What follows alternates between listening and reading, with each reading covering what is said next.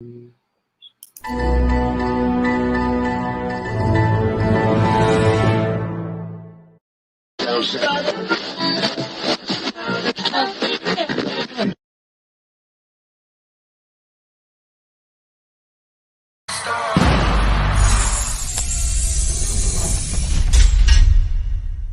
knows his stuff.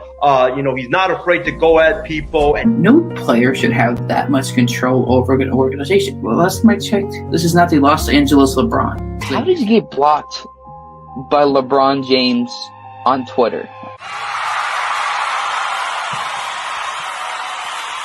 Talking about, wanting to inspire and like, I'm inspired right now. I want to run through a brick wall for you right now. Cutthroat. It's very, up and down roller coaster of emotion. God put me in a position.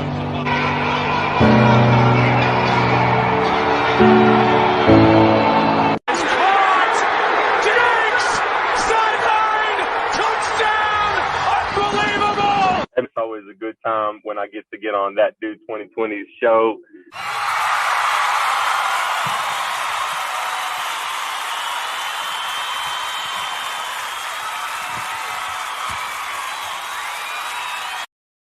Welcome, folks, to a very special episode of That One Dude 2020 on the God Over Money Sports Network here. Folks, if you somehow at this point in time or live under a rock, don't know who this guy's FS1, Chris Broussard, has done so many great things over the years, but more importantly than that, he has something started called the King Movement. Chris, how are we doing today?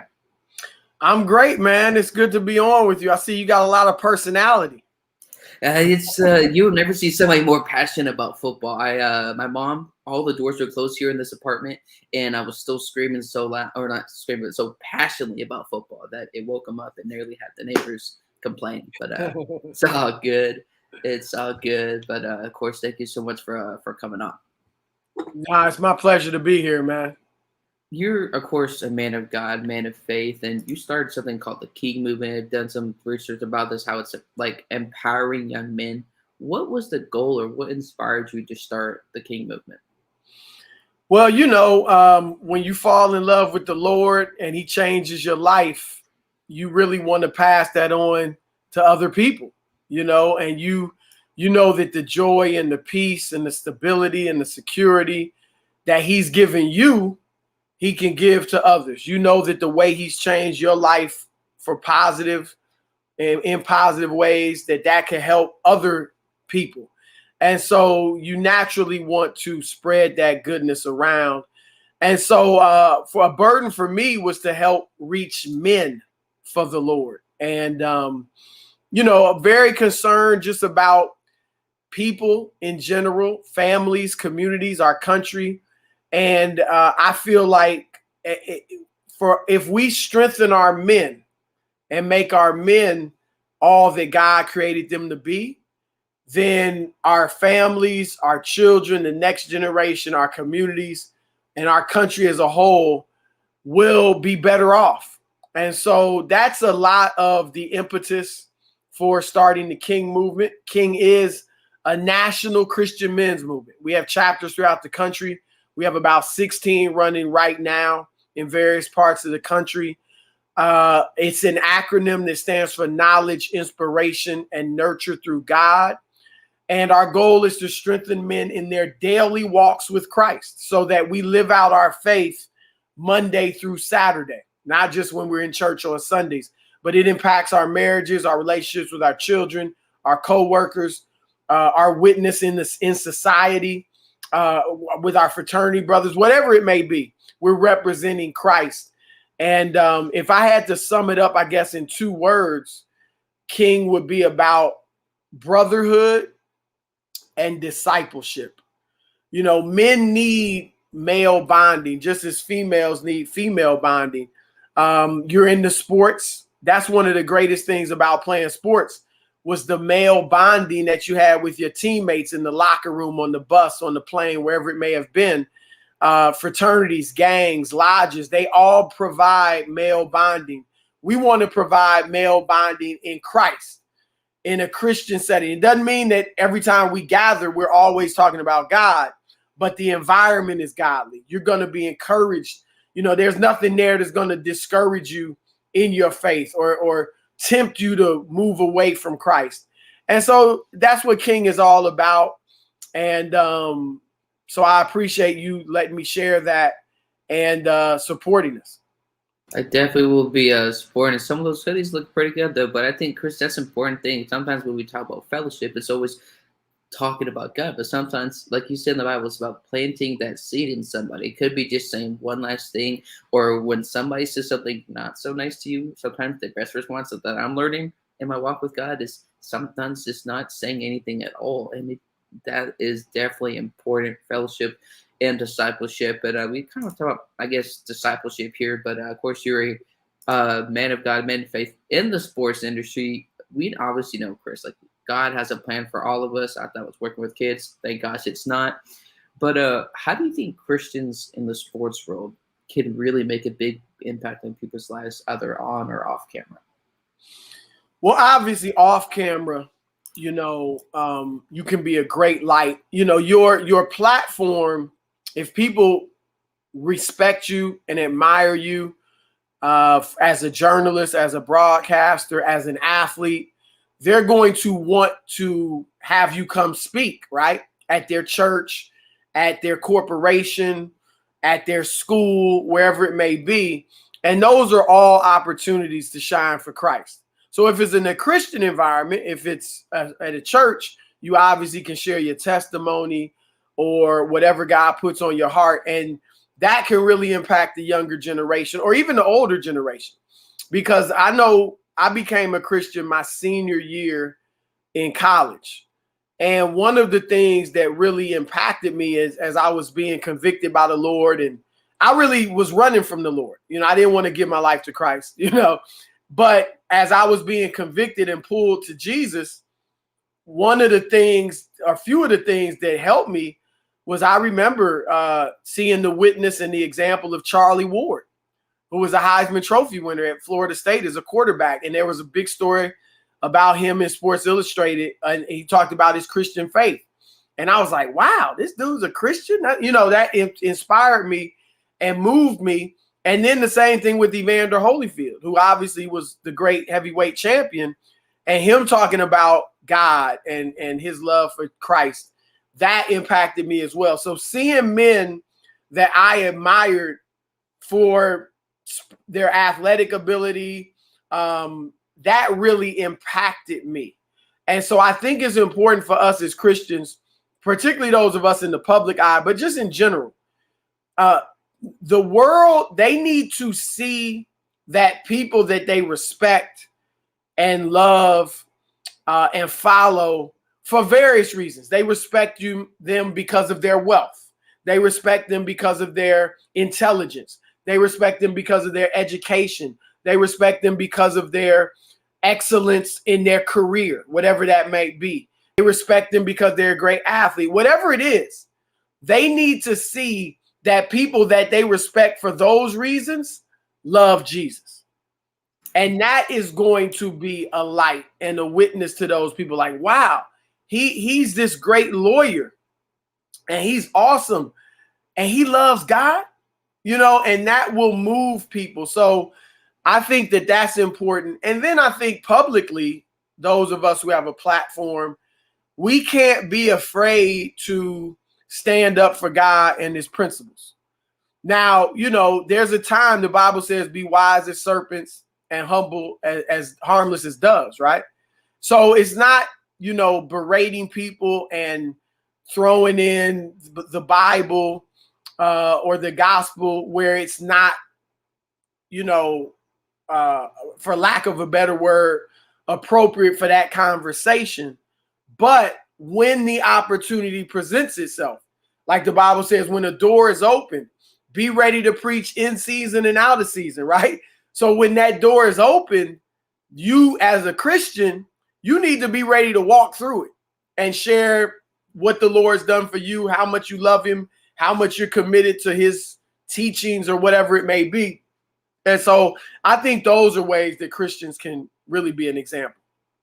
Couldn't be more right. I think something, and that's why guys like I told you off here, guys like yourself and maybe like another two, is that as a guy that I thought about doing this 7 years ago, I was like, you know what? I feel like there aren't a lot of Christians, or maybe it kind of like you said, maybe some aren't as vocal, or maybe some say, hey, I'm a Christian, and guys like you, I could like I was telling other people the reason why I wanted to get in the industry. Yes, I'm very passionate about sports. He's saying very vocal, like he says in the trailer.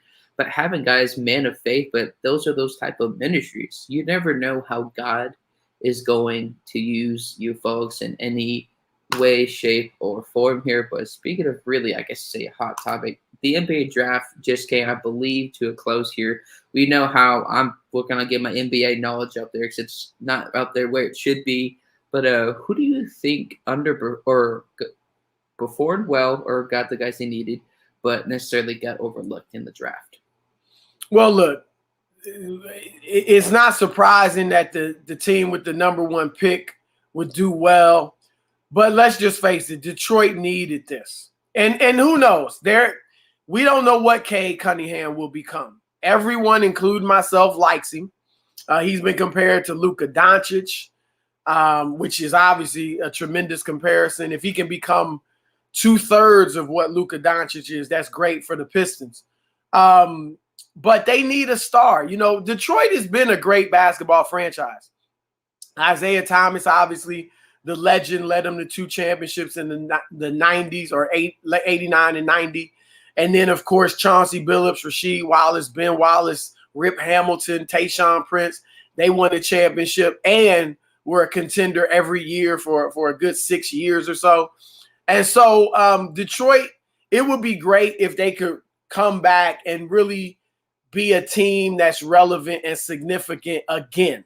And so I think they did a great job in getting Cade Cunningham. It's good for them.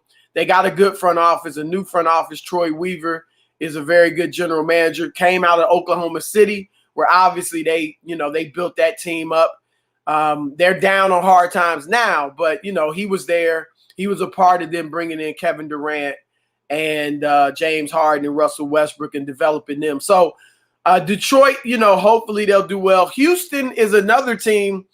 They haven't been down as long as the Pistons, but of course, with James Harden leaving there last year, they have hit hard times, and getting Jalen Green, who not only looks like he could be a great player, but I like his charisma, man.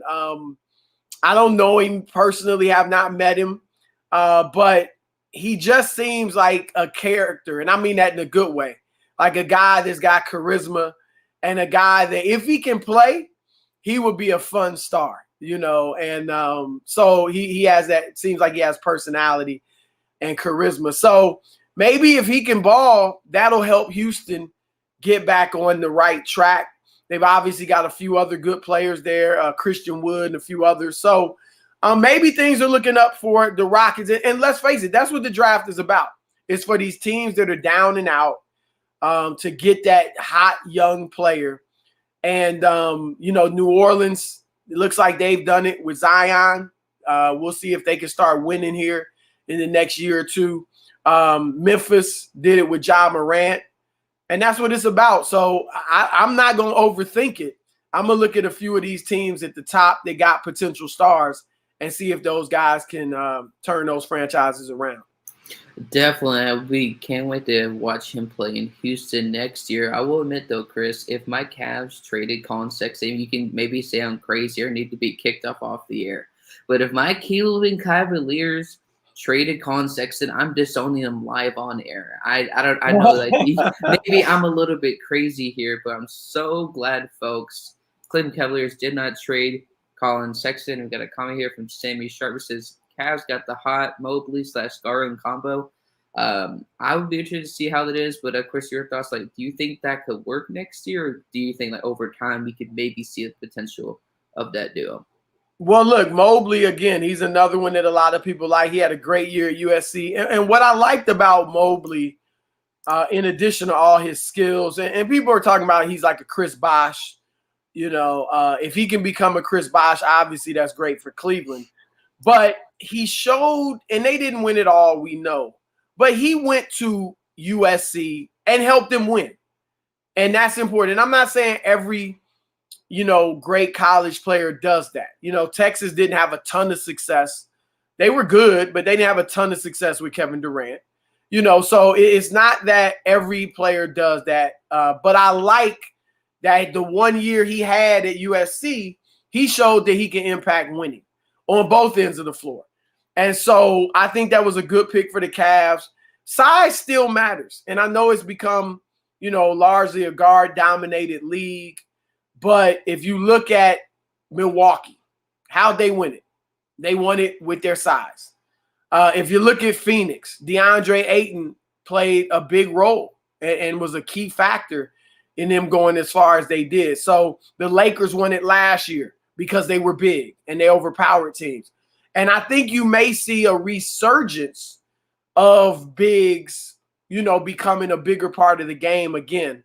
And so if Mobley can become what some people think he can, then obviously that's great for Cleveland. It's going to be interesting to see what they do with Sexton. Obviously, there's some feeling that he and Garland can't coexist and be that strong together. But getting a big who's going to need his touches, who's going to, presumably play well and maybe become close to a star level player, if not a star, maybe that'll balance things out and it just won't be those two doing everything.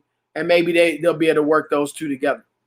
Definitely makes you nervous more than a kid falling down at 6 months is the Cleveland Cavaliers organization trying to run whatever they're trying to do. Of course, we won't be respectful of your time here, but my final question, though, is you have Carson Wentz, yet again, folks, goes down with an injury. Do you think, Chris, this is a story of once MVP candidate, now injury prone, or is it more just hopefully he can recover?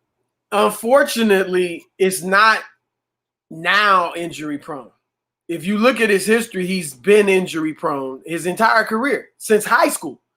And when he was at North Dakota State in 2011, they found a fracture or stress fracture that he had since he was younger and adolescent. And then since then, it's almost been every year there's been something.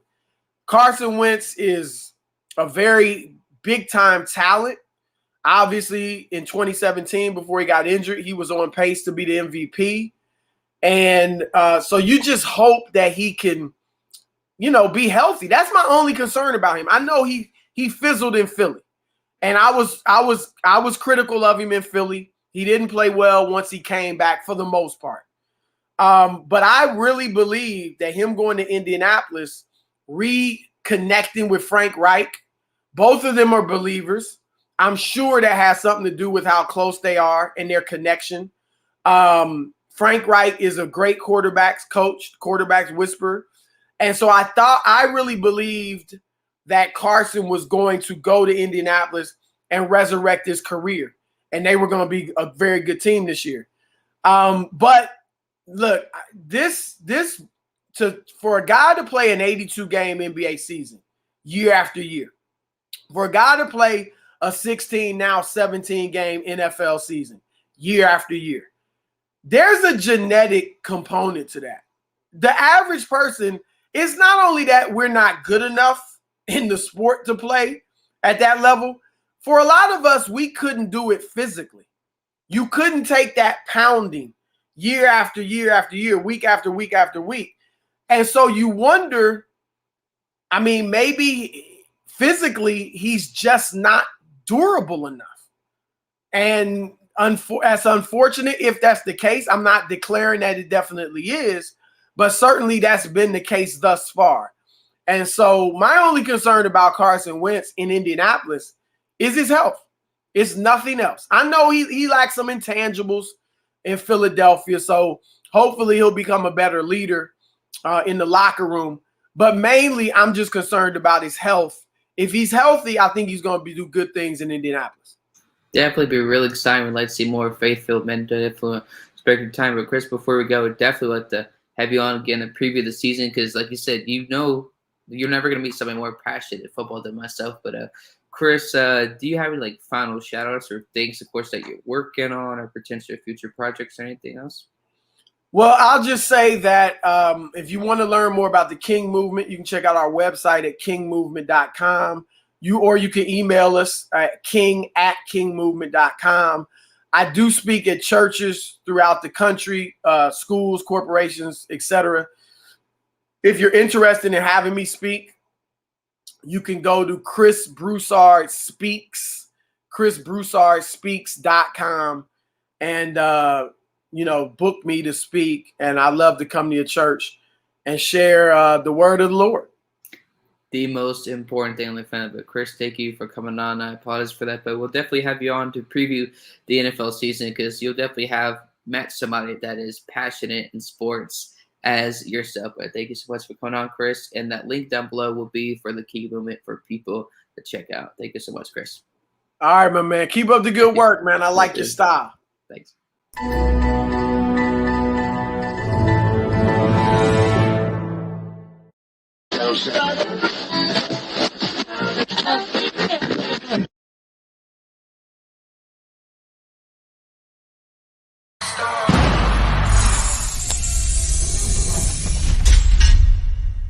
He knows his stuff. He's not afraid to go at people. And no player should have that much control over an organization. Well, last time I checked, this is not the Los Angeles LeBron. How did you get blocked by LeBron James on Twitter? Talking about, wanting to inspire, and like, I'm inspired right now. I want to run through a brick wall for you right now. Cutthroat. It's very, up and down roller coaster of emotion. God put me in a position.